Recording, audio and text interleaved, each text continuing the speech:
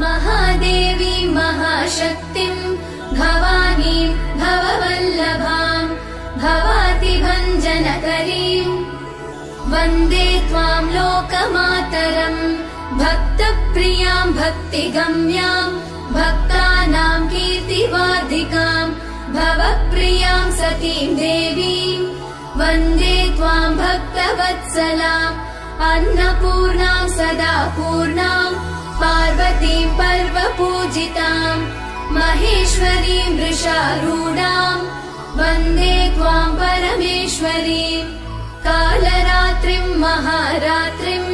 मोहरात्रिं जनेश्वरीं शिवकान्तां शम्भुशक्तिं वन्दे त्वां जननीमुमां जगत्कर्त्रीं जगद्धात्रीं जगत्संहारकारिणीं मुनिभिः